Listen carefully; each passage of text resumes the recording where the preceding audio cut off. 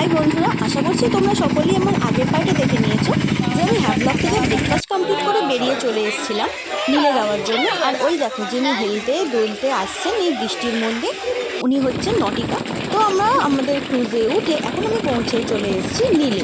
এখানে জলটা কিন্তু খুব সুন্দর, দেখো তোমরাও বুঝতে পারবে দুটো আলাদা আলাদা যে কালার, কিন্তু প্রমিনেন্টলি একদম কালারগুলো। তো আমরা হোটেলে চলে এসেছিলাম, এত বৃষ্টি পড়ছে না, হোটেলের ভিডিওটা করা হয়নি। তো এখন আমি চলে এসেছি খাওয়ার জন্য। এর পাশটাই হচ্ছে হোটেলের যে কটেজগুলো, এটাই হচ্ছে আমাদের নীলের হোটেল। আর ওই যে দেখলে ওটা হচ্ছে আমার ভাইপো, কিন্তু এইখানে দেখো এত নারকোল গাছ, তো ও একটা নারকোল পেয়েছিল, তো ওটা আমরা নিয়ে আসতে পারিনি। নারকোলটাও পেয়েছিল, মানে ফাটিয়ে দেখা যায় ভিতরে শাঁস রয়েছে। তো তারপর আমি হোটেলে দুপুরবেলার খাবার খেয়ে নিলাম। খেয়ে নিয়ে এখন আমরা চলে যাচ্ছি নীলের কিছু সাইট সিন করতে। প্রথমে এখন আমি যাচ্ছি ভরতপুর বিচ।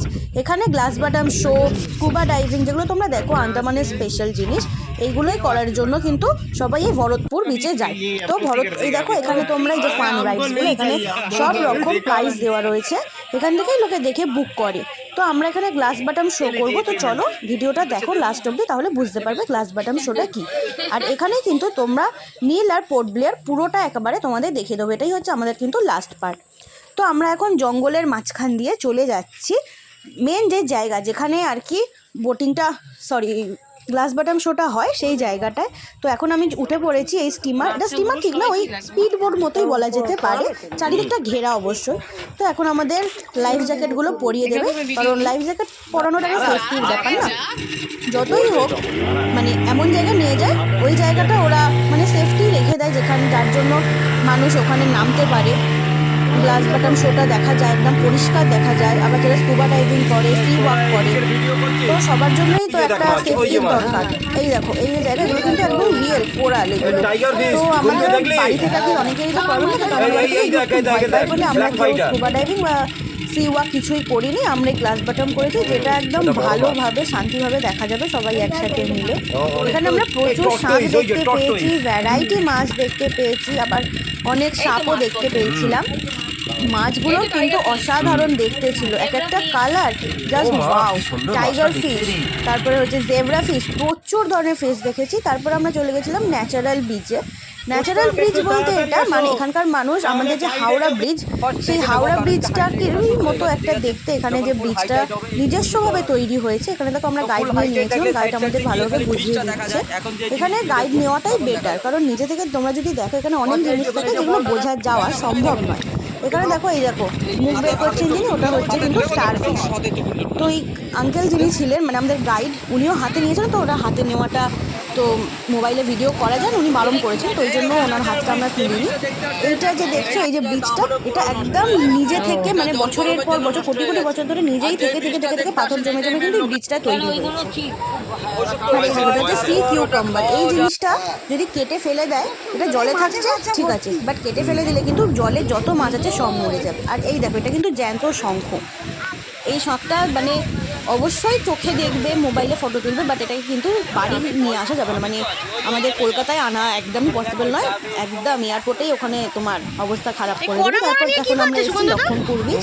এটা স্পেশাল কিছু নেই, এখানে তোমরা ওই যেরকম বিচে বসে থাকো সময় কাটানোর জন্য, ব্যাস এতটুকুই। তারপর আমরা নীল থেকে পরের দিন আমরা চলে এসেছিলাম পোর্ট ব্লেয়ারে। এটা হচ্ছে আমাদের পোর্ট ব্লেয়ারের ঘর। আমরা ছিলাম পোর্ট ব্লেয়ারে হোটেল বেদান্তে, একদম রানওয়ের পাশেই। তোমাদের আমি প্রথমেই দেখিয়েছি আমাদের ঘরটা ছিল একদম রানওয়ের পাশে। তো তারপর এখন আমরা ভোর হতে পরের দিন আমরা এখন চলে যাচ্ছি জারোয়া দেখতে। তো এই দেখতে যাচ্ছি, এটাই তোমরা দেখো, জারোয়া তো আর ফটো তোলা যায় না, যদি আমি তুলে আনতাম আর তোমাদের সাথে শেয়ার করতাম তো হয়ে যেত আমার অবস্থা খারাপ। তো তাই জন্য তোমাদেরকে জারোয়ার ফটো দেখাতে পারবো না, বাট আমরা অনেক জারোয়া দেখেছি। যাওয়ার সময় অনেক বেশি দেখতে পাইনি, কিন্তু যখন আমরা ব্যাক করছিলাম অনেক জারোয়া দেখতে পেয়েছি। তো এখান থেকে আমরা চলে যাব বারাটাং না লাইমস্টোন কেভ দেখতে। আর একটা থাকে মানে যে জায়গাটা জারোয়া যেখানে থাকে ওই পুরো জায়গাটা নাকি বারাটাং। তো এখন আমরা যাচ্ছি মাঠ ভলকানো দেখতে। মাঠ ভলকানো দেখতে দেখতে কিন্তু এই সমুদ্রটা, মানে সমুদ্র বলা যায় না, ওই খাড়ি মতো পেরিয়ে যেতে হয় আর কি।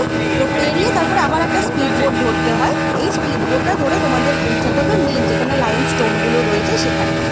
এই মানে এই যে দেখো জায়গাটা ঢুকছে, এই যে সুন্দরী গাছ, এই জায়গাটা আমার না বিশাল দারুণ লেগেছে, মানে মনে হচ্ছে জলে কুমির ডাঙাই বাঘ এরকম একটা ব্যাপার মনে হচ্ছে না। দেখো এই ঘন জঙ্গলের ভিতর দিয়ে মনে হচ্ছে না সুন্দরবন আমরা ঘুরতে যাচ্ছি, কিন্তু সুন্দরবন না, এটা সুন্দরবন থেকে অনেক সুন্দর জায়গা।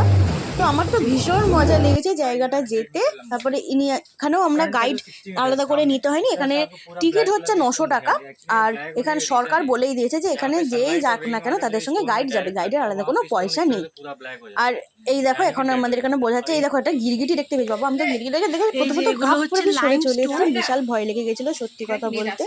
আর এই দেখো এই যে লাইম স্টোনগুলো, এগুলোতে না ওনারা প্রথম থেকেই বলে দিয়েছে প্লিজ কেউ হাত দেবেন, কারণ এগুলো হাত দিলে জায়গাটা পুরো কালো হয়ে যায়। এগুলো দীর্ঘদিন থেকে থেকে দেখো কতটা সাদা রয়েছে, এগুলো হাত দিলে না জায়গাটা অনেক সময় মানে এতটাই সরু জায়গা, যেতে আসতে গা লেগে যাচ্ছে ঠিকই, কিন্তু মানে যতটা চাইছে ওনারা বলছিলেন মানে যতটা পারা যায় যেন গা হাত পা না লাগে, তাহলে কি সুবিধা হয়। তো তারপর আজকে হচ্ছে আমাদের লাস্ট ডে, আজকে আমরা বাড়ি চলে আসবো। তো সকাল সকাল আমরা ব্রেকফাস্ট করে নিয়েছি, চিড়ের পোলাও আমাদের হোটেল থেকেই দিয়েছিল। তো আমরা ব্রেকফাস্ট কমপ্লিট করে, আর এই দেখো এয়ার ইন্ডিয়া এসে গেছে, মানে আমাদের হোটেল থেকে এয়ারপোর্টটা এতটাই কম ডিস্টেন্স ছিল। এটা অবশ্য আমি যাবো না, কারণ অবশ্যই প্লেনে তো যাওয়ার জন্য 2 ঘন্টা আগে এয়ারপোর্টে পৌঁছাতে হয়। তো আমরা 2 ঘন্টা, এটা আমাদের না, এটা অন্য একটা ছিল এয়ার ইন্ডিয়া, বাট আমরাও এয়ার ইন্ডিয়াতেই এসেছি। তো যাই হোক তারপরে আমরা চলে এসেছিলাম, এসে এই দেখো আমার বোর্ডিং পাস আমার হাতে।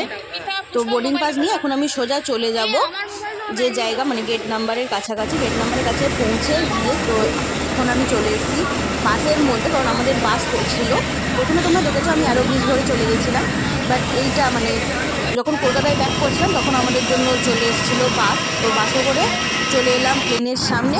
তো প্লেনে আমাদের খাবার দেয়নি, এই খাবারটা আমি এয়ারপোর্ট থেকেই কিনেছিলাম, আলুর পরোটা, টক দই আর আচার।